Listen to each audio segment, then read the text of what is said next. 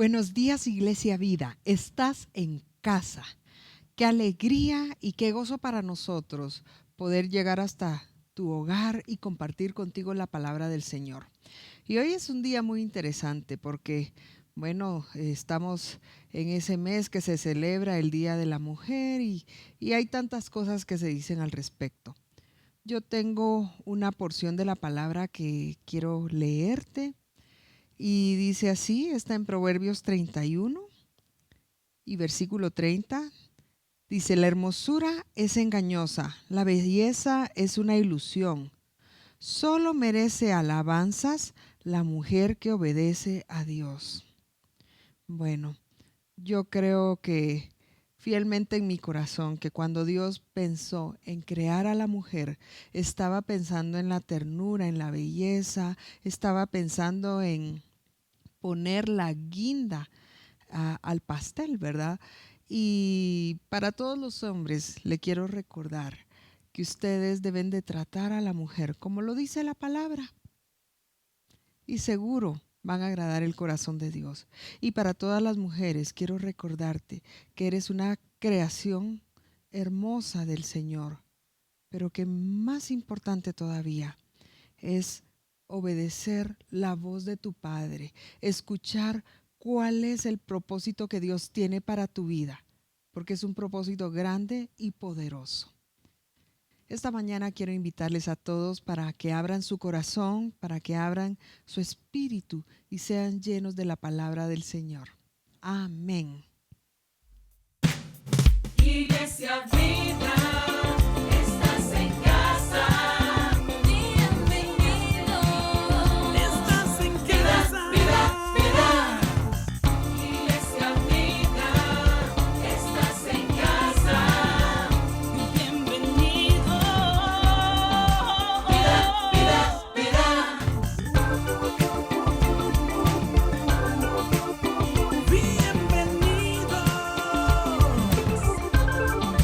Vida, vida, vida.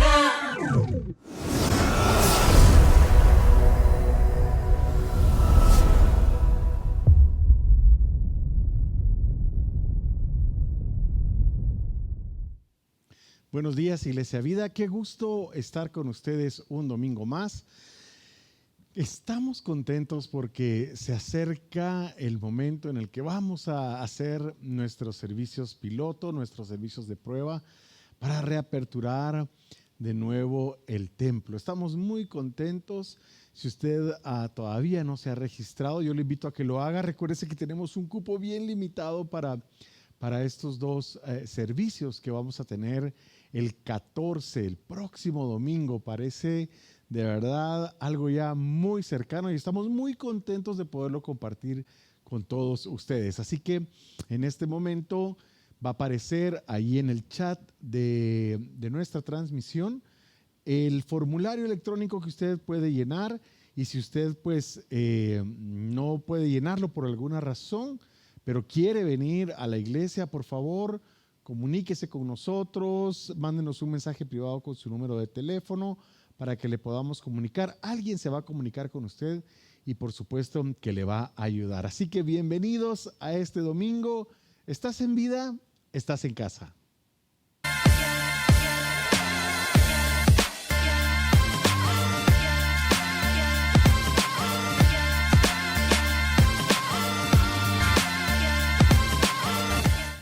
Arrancamos entonces con esta enseñanza dominical. Estoy muy contento. Reciba un saludo de parte de todo el equipo pastoral, de la pastora Irene, de la pastora Isi, de parte mía, un abrazo muy grande para cada uno de ustedes. Hoy quiero hablarles acerca de algunas cosas bien interesantes que vamos a encontrar en el primer libro de Samuel, capítulo 7, versos del 2 al 15, pero antes vamos a hacer nuestra confesión de fe. Qué lindo poderle decir al Señor con nuestras propias palabras desde el fondo de nuestro corazón esto que es excelente para iniciar una enseñanza. Así que le invito a que lo diga con todo su corazón en este momento. Tengo en mi corazón al Señor Jesús. Él es el único camino al Padre. Su palabra es la verdad y agradezco su sacrificio para que yo pudiera tener vida eterna. Hoy abro mi corazón y mi mente y permito que su Espíritu Santo derrame su poder sobre mí. Amén y amén. Le decía entonces que vamos a hablar un poquito acerca de algo que me impactó, acerca de algo que vi en esta historia, acerca de Samuel. Mire, los filisteos habían quitado el arca al pueblo de Israel y se la habían llevado. Fue bien interesante porque mientras los filisteos tuvieron el arca, entendieron que a ellos no les pertenecía el arca, entendieron que no la podían tener y empezaron a buscar, eso aparece en el capítulo 6 del primer libro de Samuel, cómo regresaban el arca al pueblo de Israel, a pesar de que eran enemigos. La idea era regresar el arca, porque incluso hubo personas que quisieron ver qué había adentro del arca, y filisteos, y solo por tratar de ver qué había adentro se murieron. Cuenta la palabra que más de 70 personas murieron por querer ver qué había adentro del arca. Una enseñanza muy linda que podemos tomar de ahí. Sin embargo, yo quiero centrarme en lo que pasó después. Los filisteos deciden devolver el arca. Y entonces consultan con sus propios sacerdotes cómo le hacen. Ellos les dan unas instrucciones, unos becerros, unas carretas nuevas y la tienen que ir a entregar. Entonces, a partir de ahí, el verso 2 del capítulo 7 nos enseña qué fue lo que pasó en ese tiempo. El arca permaneció en Kiriat Jearim, una palabra un poquito complicada. Kiriat Jearim. Ahí los filisteos devolvieron el arca y ahí permaneció el arca durante mucho tiempo. Pasaron 20 años y todo el pueblo de Israel buscaba con ansiedad al Señor. Mire qué lindo esto. Todo el pueblo buscaba con ansiedad al Señor. Pero en el verso 3 dice algo muy interesante. Por eso Samuel le dijo al pueblo: si ustedes desean realmente volverse al Señor de todo corazón, desháganse de los dioses extranjeros y de las imágenes de Astarte. Algunas Biblias dicen Astarot, es un plural, termina en OT. Lo que sucedía es que el pueblo de Israel quería buscar al Señor, pero lamentablemente todavía tenían idolatría en sus vidas. Veamos lo que sigue diciendo. Dedíquense totalmente a servir solo al Señor y Él los librará del poder de los filisteos. Así que los israelitas echaron fuera a los ídolos de Baal y a las imágenes de Astarte y sirvieron solo al Señor. Habían pasado un tiempo sin el arca. El Señor mueve a los filisteos. Ellos se dan cuenta que no pueden tener el arca, la regresan a Kiriat, y durante 20 años después de que la regresaron, dice que los israelitas buscaban ansiosamente al Señor. Sin embargo, cuando Samuel se da cuenta de eso, les dice: llevan 20 años buscando a Dios, pero ustedes todavía tienen un problema. Ustedes no han limpiado su casa. Ustedes no se han limpiado a ustedes mismos. Si en verdad ustedes quieren buscar el rostro de Dios, si en verdad ustedes desean buscar al Señor, dedíquense totalmente a servirlo solo a Él. Es decir, adoren solo al Señor. Busquen solo el rostro del Señor, porque Él los va a librar del poder de los filisteos. Así que los israelitas fueron y echaron fuera, sacaron de sus tierras, de sus casas, todas las imágenes, todos los ídolos de Baal y de Astarte que tenían. Lo primero que aprendemos acá es que tenemos que limpiar la casa. Limpiar la casa. Primero, limpiar la casa. Ellos buscaban al Señor, pero todavía tenían adentro de ellos costumbres de idolatría, ponían su confianza en otros dioses, pseudodioses, porque Dios solo hay uno. Eran dioses extranjeros, eran imágenes. Algunos asocian las imágenes de Astarte con pecados de tipo inmoral. Y lo que ellos tenían que hacer, lo que el profeta les dice es, busquen adentro de su casa qué tienen que se convirtió en un ídolo para ustedes y en el cual ustedes tienen puesta su confianza y no la tienen puesta solamente en el Señor. Esto es fuerte, yo sé que es fuerte. Y probablemente tú me digas, pero mire, pastor, yo no tengo ídolos en mi casa a los que adoro. Está bien y me alegro por ello. Pero más que buscar en tu casa, aunque hay que hacerlo, hay que buscar aquí, en esta casa, en este templo del Espíritu Santo. En nosotros mismos tenemos que buscar si no hay idolatría. ¿Y qué es idolatría? Es poner algo en el lugar que le corresponde a Dios en nuestras vidas. ¿En qué está puesta tu confianza el día de hoy? Y yo he hablado mucho acerca de esto y es un tema que se tiene que repetir constantemente. No es un tema que se predica una vez y ya se acabó.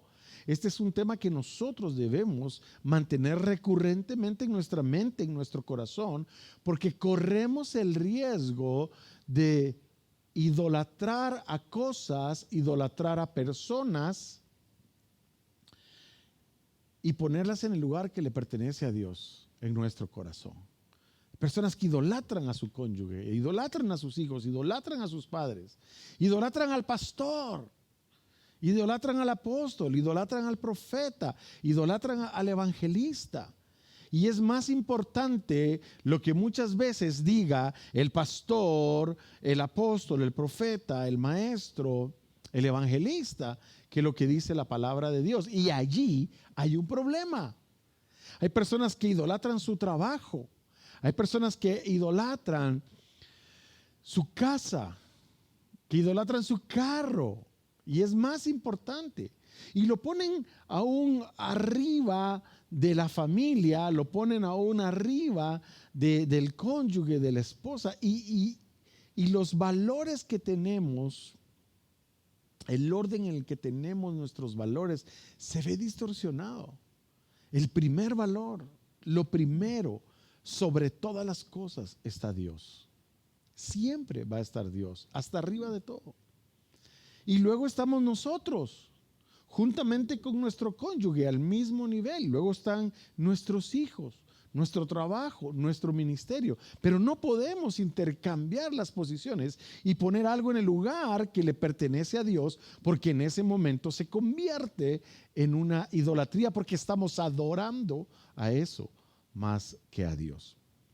Samuel les dice, saquen las imágenes de Astarte, saquen las imágenes de Baal, los ídolos que ustedes tienen en su casa. Y dice que los israelitas obedecieron y limpiaron su casa. Y sacaron y echaron fuera. Nosotros tenemos que buscar en algún momento qué es lo que en nuestras vidas puede estar ocupando el lugar de Dios, qué es lo que podemos estar idolatrando, y sacarlo y poner a Dios como primero en nuestro corazón.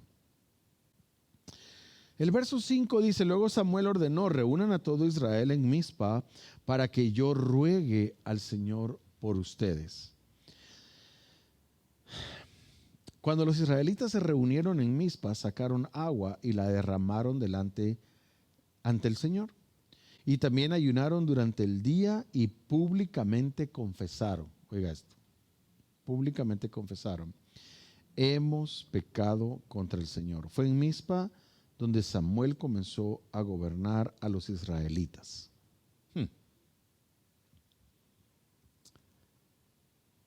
Obedecieron y sacaron a los ídolos. Pero aunado a eso, ellos hicieron algo importantísimo. Reconocieron que habían estado haciendo algo que no le agradaba a Dios y se humillaron y se arrepintieron delante del Señor. Ellos tuvieron una actitud de sí Lamentablemente pusimos cosas en el lugar de Dios en nuestro corazón, pero estamos arrepentidos y vinieron delante de Dios y dice que ayunaron y confesaron públicamente: hemos pecado contra el Señor. Las luchas que nosotros vivimos en nuestras vidas muchas veces son por falta de arrepentimiento. Y lo vamos a ver un poquito más adelante. Entonces, lo segundo que nosotros aprendemos en esta porción de la palabra es que no solamente tenemos que enfocarnos en el Señor, ponerlo como primer lugar en nuestro corazón, sino que arrepentirnos de aquellas cosas que nosotros sabemos que no le agradan al Señor. Nuestra vida tiene que ser una vida completa de arrepentimiento. Nuestra vida tiene que estar humillada delante del Señor y decirle: en el momento en que tú fallas, en el momento en que tú cometes un error, en el momento en que cometes un pecado. Recuerdo que tuvimos la visita de un hermano, un evangelista, nos enseñó, nos dio unos talleres de capacitación para evangelizar. Fuimos a evangelizar aquí cerca de la casa, de la iglesia. Y recuerdo que él me dijo algo, me comentó: mira, en tu iglesia yo me doy cuenta que al pecado le llaman pecado. Lamentablemente muchas personas ya no predican acerca de eso. Pero hermano, eso es algo que nosotros tenemos que predicar y que tenemos que tener presente. Estamos expuestos a fallar delante del Señor, pero si fallamos, si pecamos, nosotros podemos venir delante de Él y así como hicieron los israelitas, arrepentirnos con todo nuestro corazón. Hemos hecho lo malo delante de ti y eso tiene que ser, hermano, una constante en nuestras vidas. Samuel juzgaba al pueblo de Israel. Él llegaba y los juzgaba. Hermano, nosotros hoy debemos de juzgarnos a nosotros mismos. En el momento de la oración, en el momento que nos ponemos delante del Señor, tenemos que hacer una especie de juicio a nosotros mismos. Pero este juicio es como, más que juicio, es como una evaluación honesta y decir: le he fallado al Señor en este día, he pecado en contra del Señor en este día, hay cosas que he hecho que no le agradan al Señor en este día. Señor, perdóname.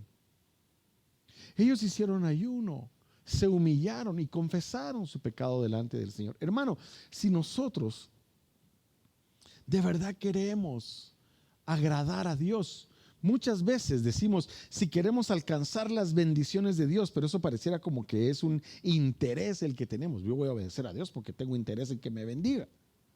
No, yo voy a obedecer a Dios porque esa es la voluntad de Dios y ese es el amor que yo le tengo a Dios. Como consecuencia voy a tener una bendición, pero es una consecuencia. No debiera ser la motivación primaria de por la cual yo quiero obedecer al Señor. Y sigue diciendo el verso 7: cuando los filisteos se enteraron de que los israelitas se habían reunido en Mizpa, los jefes filisteos marcharon contra Israel. Tuvieron temor y buscaron ayuda. Al darse cuenta de esto, los israelitas tuvieron miedo de los filisteos y le dijeron a Samuel: no dejes de clamar al Señor por nosotros para que nos salve del poder de los filisteos. Hermano, tercera cosa. Se dieron cuenta que estaban haciendo algo malo. Lo sacaron de su vida. Cuando te das cuenta que estás haciendo algo malo en tu vida, sácalo. Déjalo de hacer. Deshazte de ello. Y arrepiéntete delante del Señor. Pero aunque hagas eso, hay momentos en la vida. Las luchas van a continuar. Las luchas van a continuar. ¿Qué pasó con ellos? Sacaron los ídolos, se arrepintieron delante del Señor, pero en ese momento los filisteos se enteraron que ellos estaban en Mizpa, que estaban haciendo esto y dijeron: los vamos a atacar. Y dice el verso número 7 que tuvieron temor. Los israelitas tuvieron temor y buscaron ayuda. Cuando se dieran cuenta de esto, tuvieron miedo de los filisteos. Hermanos, las luchas van a continuar en la vida, aunque nos deshagamos de los ídolos, aunque nosotros nos arrepintamos, en algún momento de la vida las luchas nos van a querer atacar, el enemigo va a querer atacarnos, las luchas van a venir y nosotros tenemos que estar firmes, no con miedo como ellos estuvieron. Ellos corrieron delante de Samuel y le dijeron: no dejes de clamar por nosotros. Pero ¿qué dice en Jeremías 33:3? Jeremías 33:3 nos da a nosotros una instrucción: clama a mí y yo te responderé y te daré a conocer cosas grandes, ocultas, que aún tú ni siquiera sabes. Nosotros hoy tenemos la capacidad de que estamos tratando de vivir una vida acorde a la voluntad de Dios, y aunque las luchas vengan, nosotros podemos clamar al Señor. Diga amén a eso. Tenemos la oportunidad, la puerta abierta, el cielo abierto para clamar al Señor y que Él nos responda. Y que Él nos responda. El pueblo de Israel entró en temor. Mire, ¿cómo es eso, verdad? Habían pasado 20 años, habían devuelto el arca, habían estado quizás en una relativa paz, pero cuando los filisteos se enteraron que estaban ahí, los quisieron atacar. Y en vez de decir ellos: no, tranquilos, no tengamos miedo, entraron en temor. Y fueron corriendo donde Samuel y le dijeron: clama por nosotros. Veamos la importancia de la intercesión. Verso 9. Samuel tomó entonces un cordero pequeño y lo ofreció en holocausto al Señor. Y clamó al Señor en favor de Israel. Hay personas en nuestra vida, hay personas alrededor nuestro que necesitan que nosotros clamemos.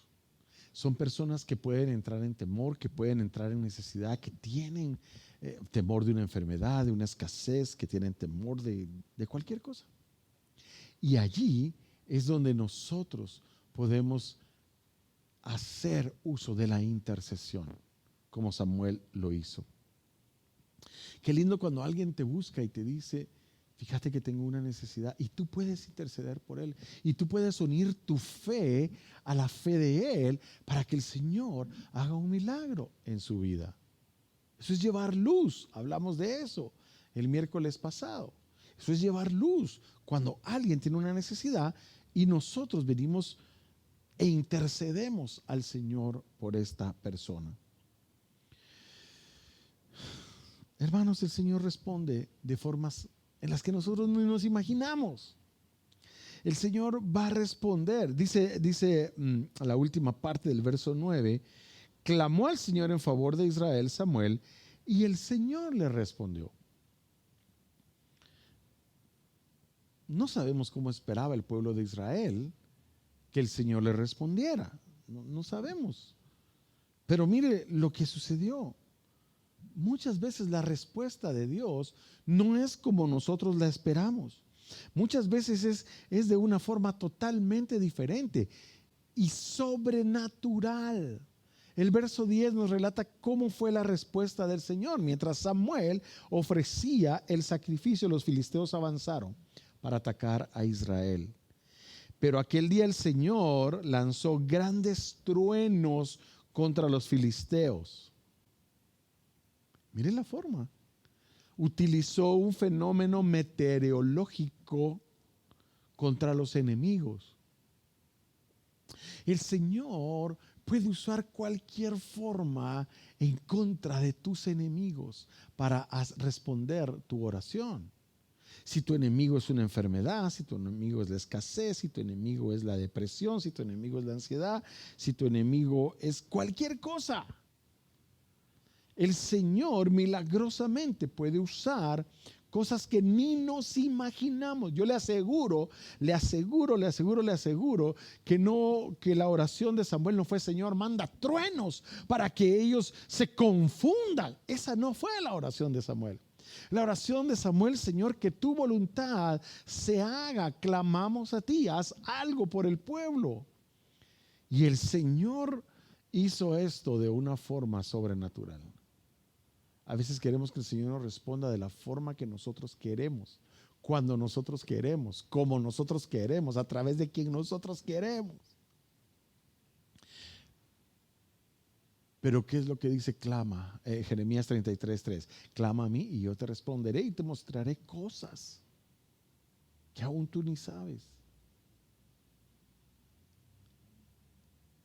Creámosle a Dios, intercedamos, clamemos a Dios y Él va a traer respuestas que ni nos imaginamos, que no sabemos.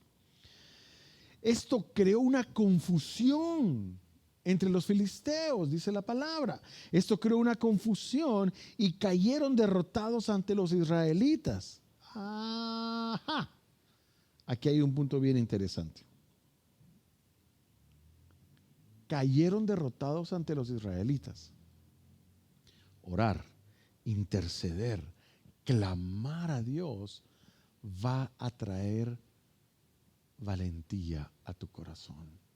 Va a traer confianza a tu corazón. Hace 2 versículos leímos que ellos tenían miedo. 2 veces lo dice. Tenían miedo, tenían temor de que los filisteos venían. Pero ahora, después de que el Señor abrió su boca, que el Señor empezó a responder, ellos se armaron de valor y fueron a pelear en contra de los filisteos.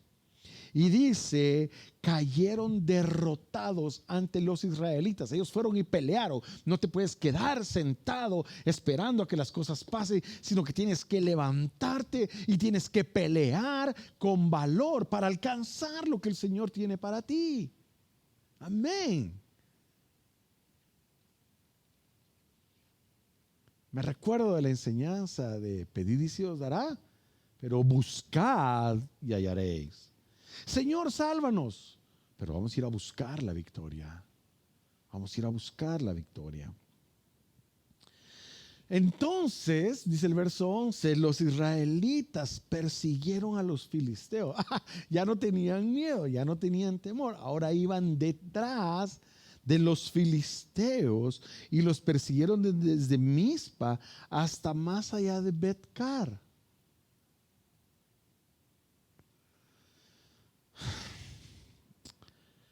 No podemos entrar en temor. No podemos.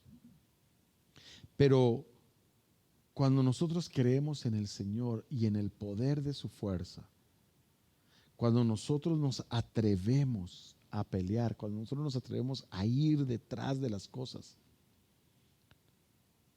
el Señor va a darnos la valentía, la fuerza, la determinación que nosotros necesitamos. El Señor va a estar con nosotros. No tengas temor de ir tras ese trabajo. No tengas temor de ir tras ese proyecto. No tengas temor tras ir tras esa relación. Es que yo me quiero casar. Busca y vas a encontrar. Pídele a Dios y Él te va a dar. Pero no te quedes sentado esperando.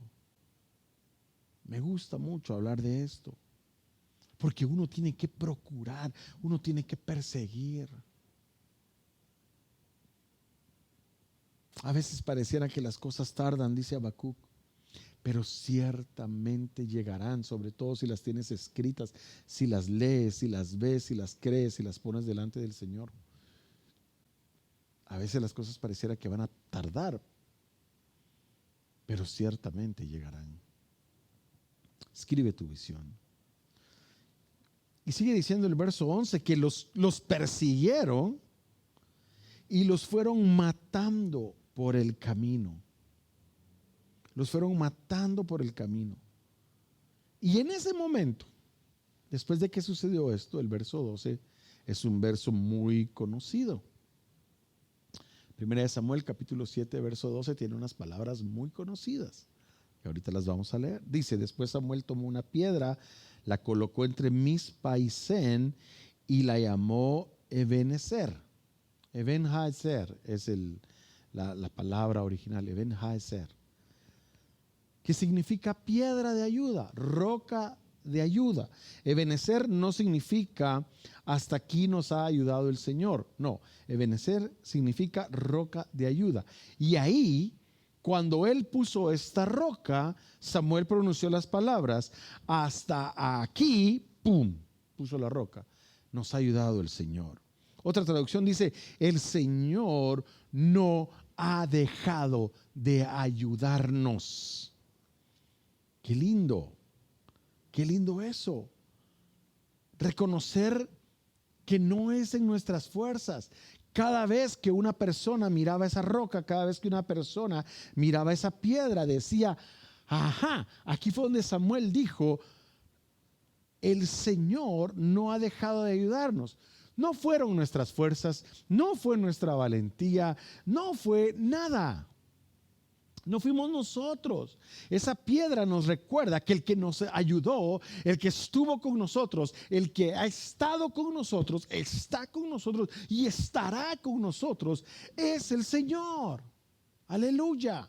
Tenemos que ser humildes para reconocer, hermanos, que no es en nuestras propias fuerzas, sino que es tomados de la mano del Señor que las cosas van a suceder. Es cuando le decimos al Señor si es tu voluntad. Es cuando le decimos al Señor si a ti te parece bien. Es cuando le decimos al Señor, yo quiero hacer las cosas si tú vas conmigo, si tú vas delante de mí. Eso fue lo que pasó en ese momento. Samuel estaba estableciendo un principio grande de reconocimiento a Dios por las cosas que nos suceden en la vida, por las victorias que tenemos en la vida, porque transforma nuestro miedo en valentía, porque nosotros nos humillamos, porque sacamos de nuestra vida las cosas que ocupan el lugar de Dios. Qué lindo esto. Durante toda la vida de Samuel, dice el verso 13, el Señor manifestó su poder sobre los filisteos. Durante toda la vida de Samuel, el Señor manifestó su poder sobre los filisteos. Más adelante pasaron otras cosas. Más adelante ya aparece David, ya aparece Goliat, ya la cosa cambia. Y el Señor se vuelve a manifestar. Pero en este momento, mientras la vida de Samuel, el Señor manifestó su poder sobre los filisteos. Estos fueron subyugados por los israelitas y no volvieron a invadir su territorio. Fue así como los israelitas recuperaron las ciudades que los filisteos habían capturado anteriormente, desde Cron hasta Gat, y libraron todo ese territorio del dominio de los filisteos. También hubo paz entre Israel y los amorreos. Mire qué lindo. Mantener la bendición.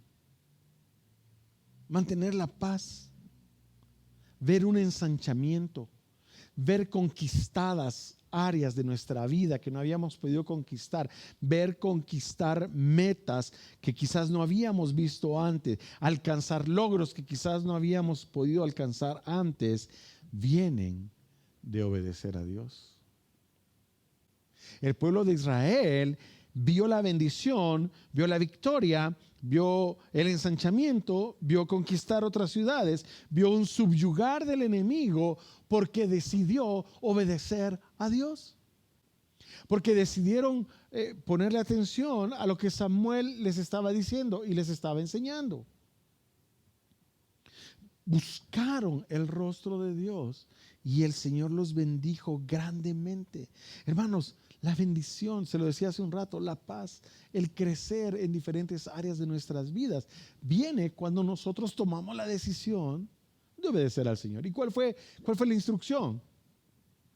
Desháganse de la idolatría, humíllense delante de Dios y Él va a estar con nosotros. Parece tan fácil, parece tan sencillo. Parece como que no requiere tanto trabajo, hermano, pero lo requiere. A veces estamos tan arraigados a algunas cosas, estamos tan arraigados a ídolos, estamos tan arraigados al orgullo, a la falta de humildad, a la falta de arrepentimiento, que no podemos conquistar cosas que Dios ya tiene para nosotros. La vida de Samuel fue una vida de estar cerca de Dios para los israelitas. Para los israelitas toda la vida que Samuel estuvo vivo fue tiempos de bendición. Pero ojo, no era por Samuel. No era por Samuel. No era porque él los acercaba a Dios. No, era porque ellos escuchaban la voz de Dios a través de Samuel. Era porque Samuel llegaba y les decía, porque dice que los juzgaba. Samuel se echaba la vuelta por todos los territorios de Israel y los iba juzgando y les decía, no hagan esto, no hagan lo otro, hagan esto está bien que lo hagan.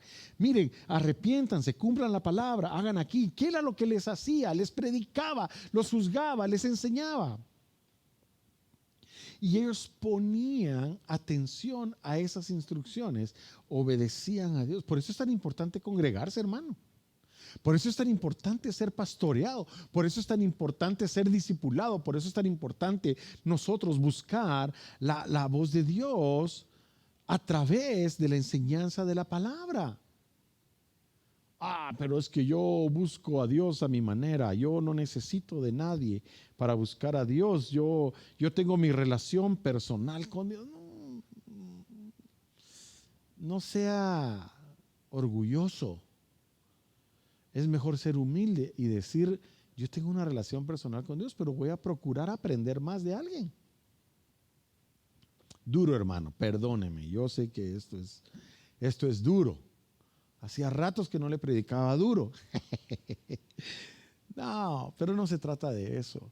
Se trata de hacerle un llamado de atención. Se trata de decirle, Dios lo ama.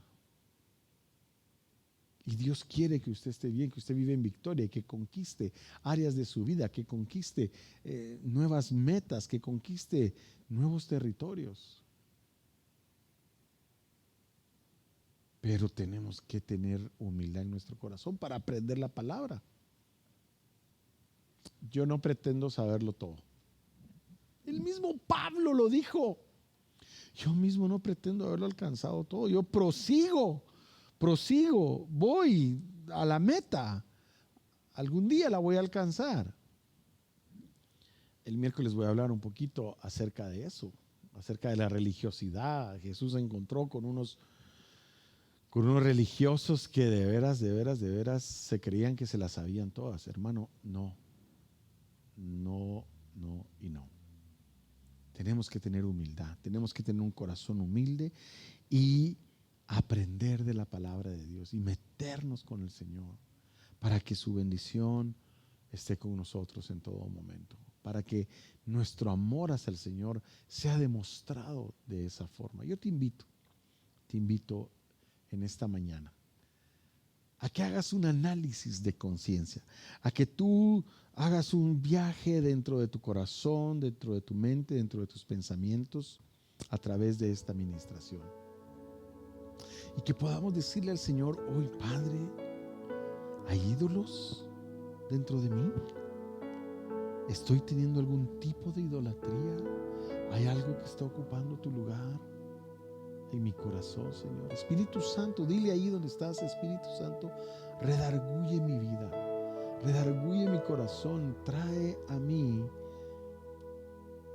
esos pensamientos que necesito para saber si estoy agradando a Dios con todo mi corazón, con toda mi mente, con todas mis fuerzas.